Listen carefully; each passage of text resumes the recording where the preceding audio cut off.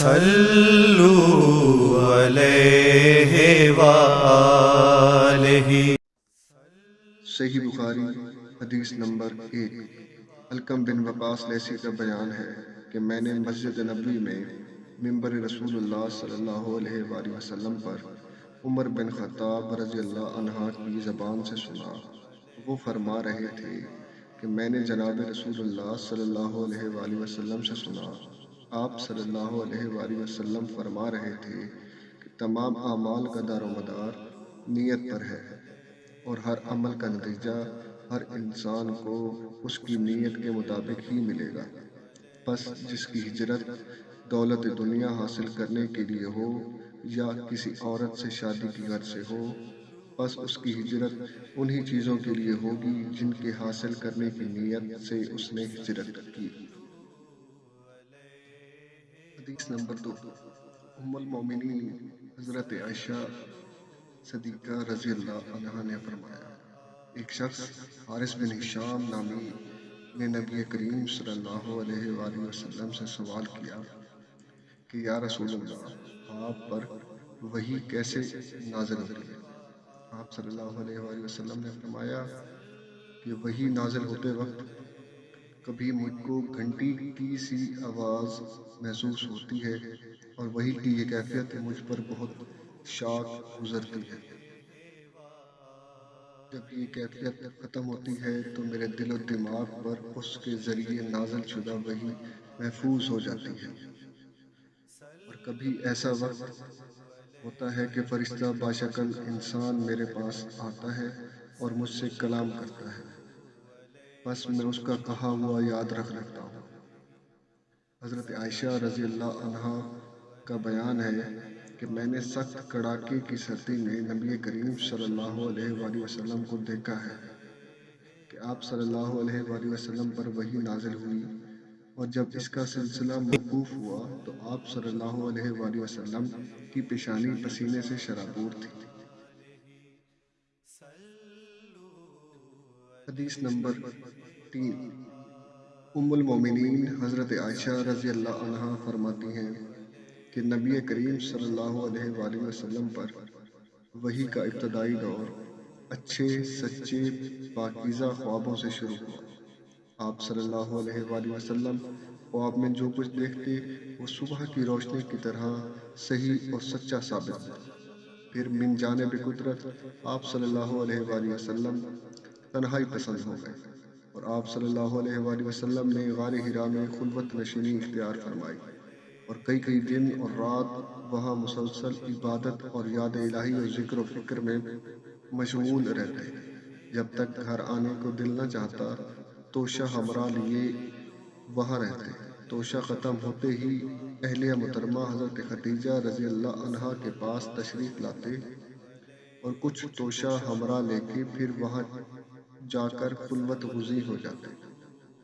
یہی طریقہ جاری رہا یہاں تک کہ آپ صلی اللہ علیہ وآلہ وسلم پر حق منکشف ہو گیا، اور آپ صلی اللہ علیہ وآلہ وسلم غار حرا ہی میں قیام پذیر تھے کہ اچانک حضرت جبرائیل علیہ السلام آپ صلی اللہ علیہ وآلہ وسلم کے پاس حاضر ہوئے اور کہنے لگے، اے محمد پڑھو۔ آپ صلی اللہ علیہ وآلہ وسلم فرماتے ہیں، میں نے کہا میں پڑھنا نہیں جانتا۔ آپ صلی اللہ علیہ وآلہ وسلم فرماتے ہیں کہ فرشتے نے مجھے پکڑ کر اتنے زور سے بھینچا کہ میری طاقت جواب دے گئی، پھر مجھے چھوڑ کر کہا پڑھو۔ میں نے پھر وہی جواب دیا، میں پڑھا ہوا نہیں ہوں۔ اس فرشتے نے مجھ کو نہایت ہی زور سے بھینچا کہ مجھ کو سخت تکلیف محسوس ہوئی۔ پھر اس نے کہا پڑھ۔ میں نے کہا میں پڑھا ہوا نہیں ہوں۔ فرشتے نے تیسری بار مجھ کو پکڑا، تیسری مرتبہ پھر مجھ کو بھینچا، پھر مجھے چھوڑ کر کہا پڑھو اپنے رب کی مدد سے جس نے پیدا کیا اور انسان کو خون کی پھٹکی سے بنایا، پڑھو اور آپ کا رب بہت ہی مہربانیاں کرنے والا ہے۔ بس یہی آیتیں آپ صلی اللہ علیہ وآلہ وسلم حضرت جبرائیل علیہ السلام سے سن کر اس حال میں غار حرا سے واپس ہوئے کہ آپ صلی اللہ علیہ وآلہ وسلم کا دل اس انوکھے واقعے سے کانپ رہا تھا۔ آپ صلی اللہ علیہ وآلہ وسلم حضرت خدیجہ رضی اللہ عنہا کے پاس تشریف لائے اور فرمایا مجھے کمبل اڑھا دو، مجھے کمبل اڑھا دو۔ انہوں نے آپ صلی اللہ علیہ وآلہ وسلم کو کمبل اڑھا دیا۔ جب آپ صلی اللہ علیہ وآلہ وسلم کا ڈر جاتا رہا تو آپ صلی اللہ علیہ وآلہ وسلم نے اپنی زوجہ محترمہ حضرت خدیجہ رضی اللہ عنہا کو تفصیل کے ساتھ یہ واقعہ سنایا اور فرمانے لگے کہ مجھ کو اپنی جان کا خوف ہو گیا ہے۔ آپ صلی اللہ علیہ وآلہ وسلم کی اہلیہ محترمہ حضرت خدیجہ رضی اللہ عنہا نے آپ صلی اللہ علیہ وآلہ وسلم کی ڈھارس بندھائی اور کہا آپ کا خیال صحیح نہیں ہے، اللہ کی قسم آپ کو اللہ کبھی رسوا نہیں کرے گا، آپ تو اخلاق فاضلہ کے مالک ہیں، آپ تو کنبہ پرور ہیں، بے کسوں کا بوجھ اپنے سر پر رکھ لیتے ہیں، مفلسوں کے لیے آپ کماتے ہیں، مہمان نوازی میں آپ بے مثال ہیں اور مشکل وقت میں آپ امر حق کا ساتھ دیتے ہیں۔ ایسے اوصاف حسنہ والا انسان یوں بے وقت ذلت و خواری کی موت نہیں پا سکتا۔ پھر مزید تسلی کے لیے حضرت خدیجہ رضی اللہ عنہا آپ صلی اللہ علیہ وآلہ وسلم کو ورقہ بن نوفل کے پاس لے گئی جو ان کے چچا زاد بھائی تھے اور زمانہ جاہلیت میں نصرانی مذہب اختیار کر چکے تھے اور عبرانی زبان کے کاتب تھے۔ چنانچہ انجیل کو بھی حسب منشائے خداوندی عبرانی زبان میں لکھا کرتے تھے۔ انجیل سریانی زبان میں نازل ہوئی تھی، پھر اس کا ترجمہ عبرانی زبان میں ہوا، ورقہ اسی کو لکھتے تھے۔ وہ بہت بوڑھے ہو چکے تھے، یہاں تک کہ ان کی بینائی بھی رخصت ہو چکی تھی۔ حضرت خدیجہ رضی اللہ عنہا نے ان کے سامنے آپ صلی اللہ علیہ وآلہ وسلم کے حالات بیان کیے اور کہا اے چچا زاد بھائی، اپنے بھتیجے محمد صلی اللہ علیہ وآلہ وسلم کی زبانی ذرا ان کی کیفیت سن لیجئے۔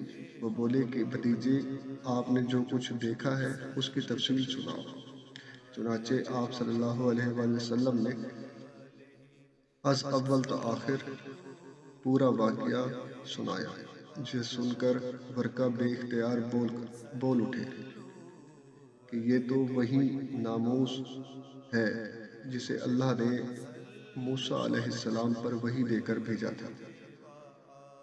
کاش میں آپ کے اس عہد نبوت کے شروع ہونے پر جوان عمر ہوتا، کاش میں اس وقت تک زندہ رہتا جبکہ آپ کی قوم آپ کو اس شہر سے نکال دے گی۔ رسول اللہ صلی اللہ علیہ وآلہ وسلم نے یہ سن کر تعجب سے پوچھا کیا وہ لوگ مجھ کو نکال دیں گے حالانکہ میں تو ان میں صادق و امین و مقبول ہوں؟ ورقہ بولا ہاں یہ سب کچھ سچ ہے، مگر جو شخص بھی آپ کی طرح امر حق لے کر آیا لوگ اس کے دشمن ہی ہو گئے ہیں۔ اگر مجھے آپ کی نبوت کا وہ زمانہ مل جائے تو میں آپ کی پوری مدد کروں گا، مگر ورقہ کچھ دنوں کے بعد انتقال کر گئے، پھر کچھ عرصہ تک وحی کی آمد موقوف رہی۔ حدیث نمبر 4۔ ابن شہاب کہتے ہیں مجھ کو ابو سلمہ بن عبد الرحمن نے حضرت جابر بن عبداللہ انصاری رضی اللہ عنہما سے یہ روایت نقل کی کہ آپ صلی اللہ علیہ وآلہ وسلم نے وحی کے رک جانے کے زمانے کے حالات بیان فرماتے ہوئے کہا کہ ایک روز میں چلا جا رہا تھا کہ اچانک میں نے آسمان کی طرف ایک آواز سنی اور میں نے اپنا سر آسمان کی طرف اٹھایا، کیا دیکھتا ہوں کہ وہی فرشتہ جو میرے پاس غار حرا میں آیا تھا وہ آسمان و زمین کے بیچ میں ایک کرسی پر بیٹھا ہوا ہے۔ میں اس سے ڈر گیا اور گھر آنے پر میں نے پھر کمبل اوڑھنے کی خواہش ظاہر کی۔ اس وقت اللہ تعالیٰ کی طرف سے یہ آیت نازل ہوئی، اے لاف اوڑھ کر لیٹنے والے، اٹھ کھڑا ہو اور لوگوں کو عذاب الہی سے ڈرا اور اپنے رب کی بڑائی بیان کر اور اپنے کپڑوں کو پاک صاف رکھ اور گندگی سے دور رہ۔ اس کے بعد وہی تیزی کے ساتھ پے در پہ آنے لگی۔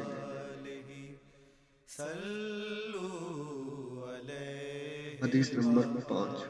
حضرت ابن عباس رضی اللہ عنہما سے کلام الہی کی تفسیر کے سلسلے میں سنا کہ رسول اللہ صلی اللہ علیہ وآلہ وسلم نزول قرآن کے وقت بہت سختی محسوس فرمایا کرتے تھے، اور اس کی علامتوں میں سے ایک یہ تھی کہ یاد کرنے کے لیے آپ اپنے لب مبارک کو ہلاتے تھے۔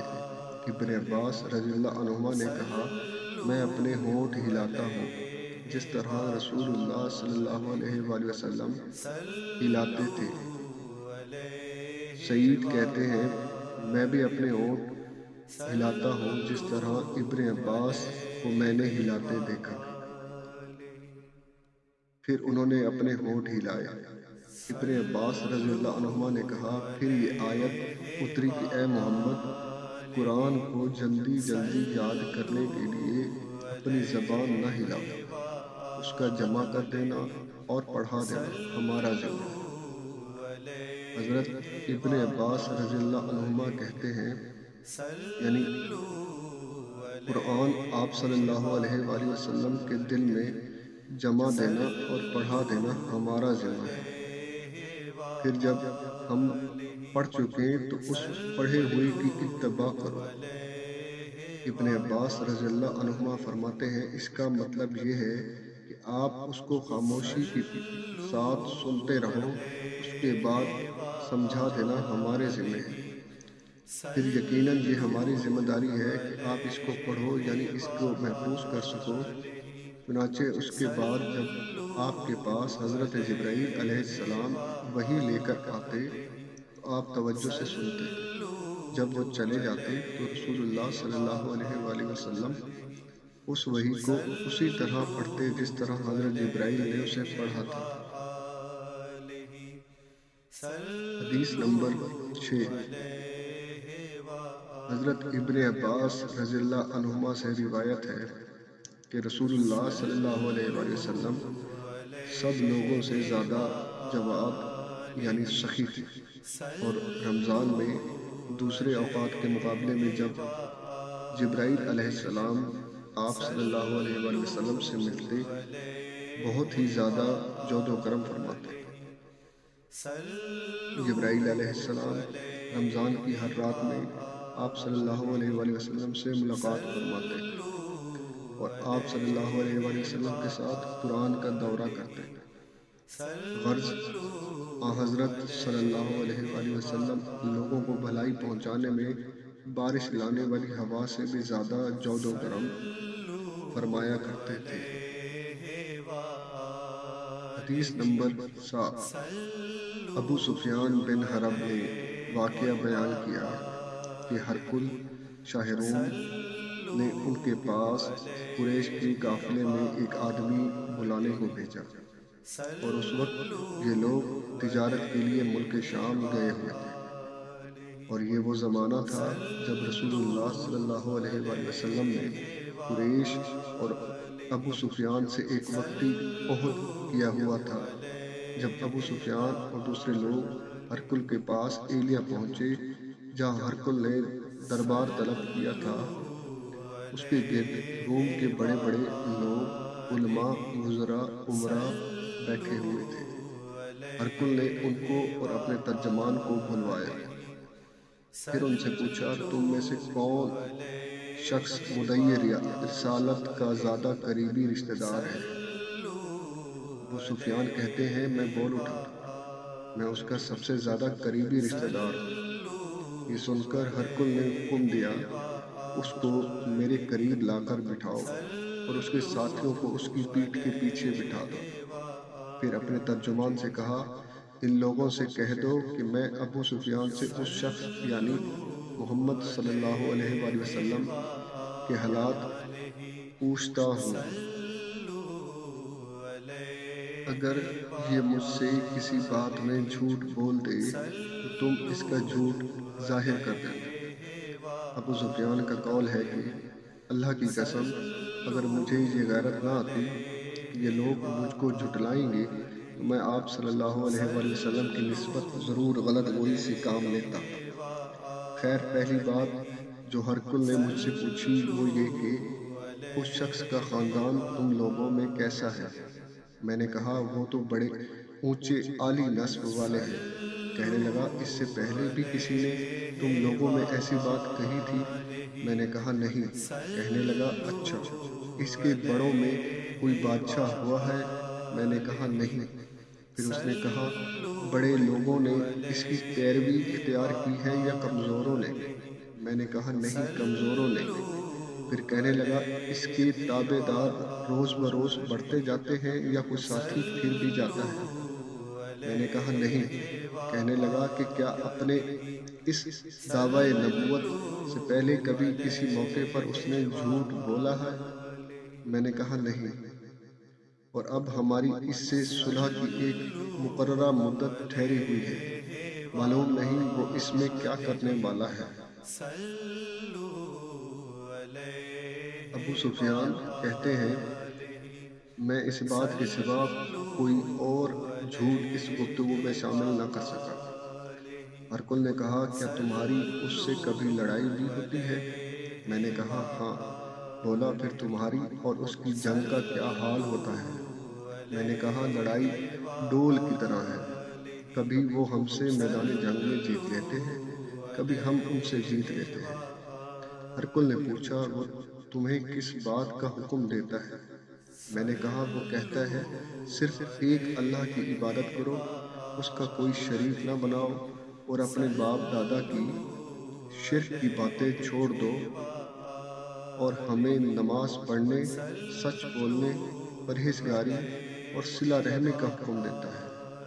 یہ سب سن کر پھر ہرکل نے اپنے ترجمان سے کہا کہ ابو سفیان سے کہہ دو کہ میں نے تم سے اس کا نسب پوچھا تھا تو تم نے کہا وہ ہم میں عالی نسب ہے، اور پیغمبر اپنی قوم میں عالی نسب ہی بھیجے جایا کرتے ہیں۔ میں نے تم سے پوچھا کہ دعوی نبوت کی یہ بات تمہارے اندر اس سے پہلے کسی اور نے بھی کہی تھی؟ تو تم نے جواب دیا نہیں۔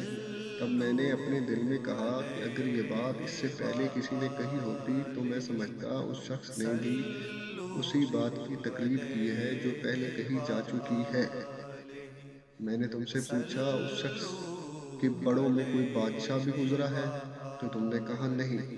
تو میں نے دل میں کہا کہ ان کے بزرگوں میں کوئی بادشاہ ہوا ہوگا تو کہہ دوں گا کہ وہ شخص اس بہانہ اپنے آباء و اجداد کی بادشاہت اور ان کا ملک دوبارہ حاصل کرنا چاہتا ہے۔ اور میں نے تم سے پوچھا کہ اس بات کے کہنے یعنی پیغمبری کا دعویٰ کرنے سے پہلے تم نے کبھی اس پر دروغ گوئی کا الزام لگایا ہے؟ تم نے کہا نہیں۔ تو میں نے سمجھ لیا کہ جو شخص آدمیوں کے ساتھ دروغ گوئی سے بچے وہ اللہ کے بارے میں کیسے جھوٹی بات کہہ سکتا ہے۔ اور میں نے تم سے پوچھا کہ بڑے لوگ اس کے پیرو ہوتے ہیں یا کمزور آدمی؟ تم نے کہا کمزوروں نے اس کی اتباع کی ہے، تو دراصل یہی لوگ پیغمبروں کے متبعین ہوتے ہیں۔ اور میں نے تم سے پوچھا کہ اس کے ساتھی بڑھ رہے ہیں یا کم ہو رہے ہیں؟ تو تم نے کہا وہ بڑھ رہے ہیں، اور ایمان کی کیفیت یہی ہوتی ہے حتیٰ کہ وہ کامل ہو جاتا ہے۔ اور میں نے تم سے پوچھا آیا کوئی شخص اس کے دین سے ناخوش ہو کر مرتد ہو جاتا ہے؟ تم نے کہا نہیں۔ تو ایمان کی خاصیت بھی یہی ہے، جن کے دلوں میں اس کی مسرت رچ بس جائے وہ اس سے لوٹا نہیں کرتے۔ اور میں نے تم سے پوچھا آیا کہ وہ کبھی عہد شکنی کرتے ہیں؟ تم نے کہا نہیں۔ پیغمبروں کا یہی حال ہوتا ہے، وہ عہد کی خلاف ورزی نہیں کرتے۔ اور میں نے تم سے پوچھا وہ تم سے کس چیز کے لیے کہتے ہیں؟ تم نے کہا وہ ہمیں حکم دیتے ہیں اللہ کی عبادت کرو، اس کے ساتھ کوئی شریک نہ ٹھہراؤ، اور تمہیں بتوں کی پرستش سے روکتے ہیں، سچ بولنے اور پرہیزگاری کا حکم دیتے ہیں۔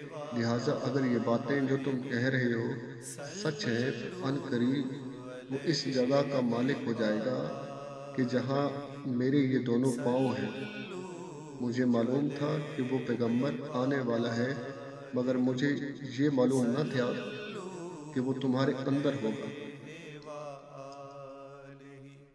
اگر میں جانتا کہ اس تک پہنچ سکوں گا تو اس سے ملنے کے لیے ہر تکلیف گوارا کرتا، اگر میں اس کے پاس ہوتا تو اس کے پاؤں دھوتا۔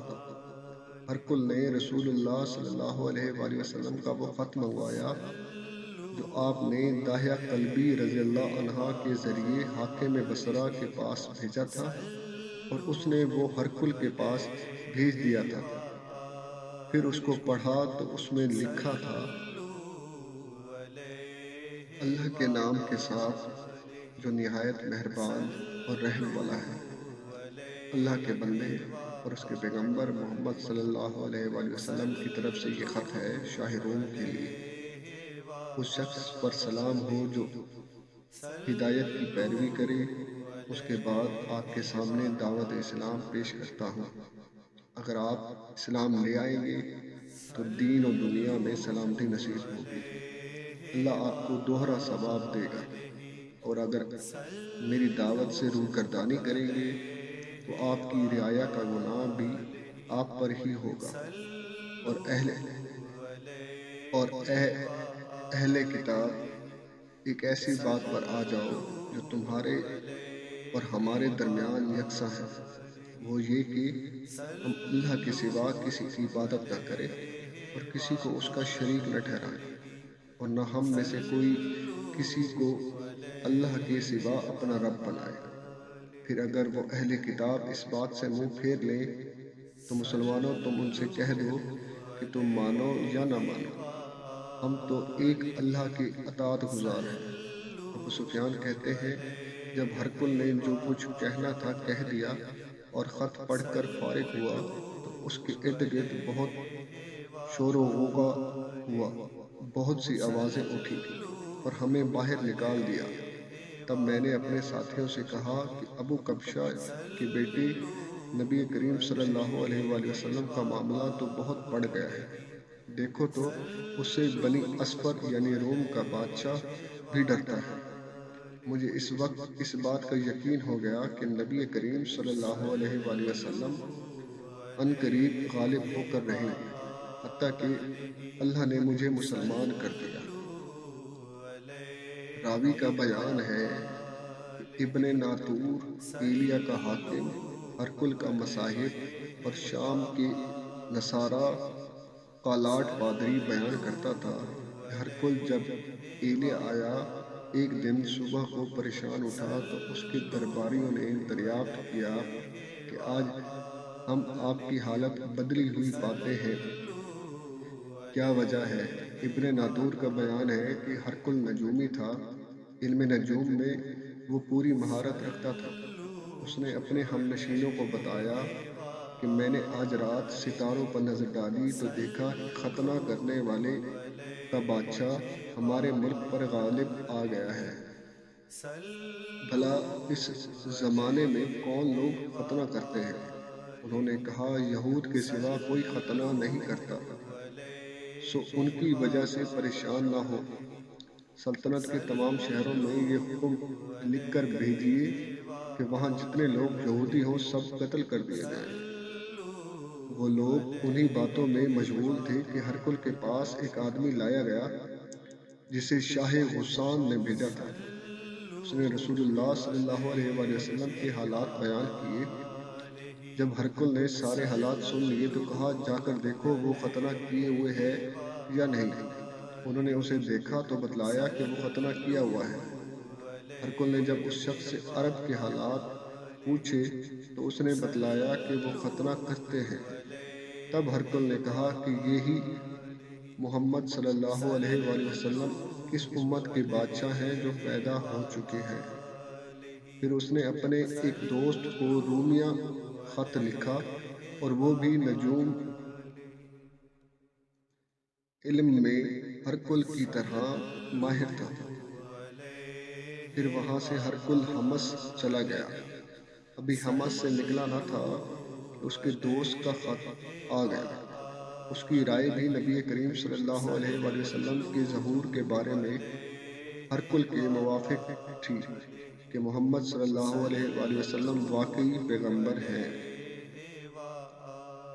اس کے بعد ہرکل نے روم کے بڑے آدمیوں کو اپنے حمص کے محل میں طلب کیا، اور اس کے حکم سے محل کے دروازے بند کر لیے گئے۔ پھر وہ اپنے خاص محل سے باہر آیا اور کہا، اے روم والوں، کیا ہدایت اور کامیابی میں کچھ حصہ تمہارے لیے بھی ہے؟ اگر تم اپنی سلطنت کی بقا چاہتے ہو تو پھر اس نبی کی بیعت کر لو اور مسلمان ہو جاؤ۔ یہ سننا تھا۔ پھر وہ لوگ وحشی گدھوں کی طرح دروازوں کی طرف دوڑے مگر انہیں بند پایا۔ آخر جب ہرکل نے اس بات سے ان کی یہ نفرت دیکھی اور ان کے ایمان لانے سے مایوس ہو گیا تو کہنے لگا، ان لوگوں کو میرے پاس لاؤ۔ جب وہ دوبارہ آئے تو اس نے کہا، میں نے جو بات کہی تھی اس سے تمہاری دینی پختگی کی آزمائش مقصود تھی، سو وہ میں نے دیکھ لی۔ تب یہ سن کر وہ سب کے سب اس کے سامنے سجدے میں گر پڑے اور اس سے خوش ہو گئے۔ بالآخر ہرکل کی آخری حالت یہی رہی۔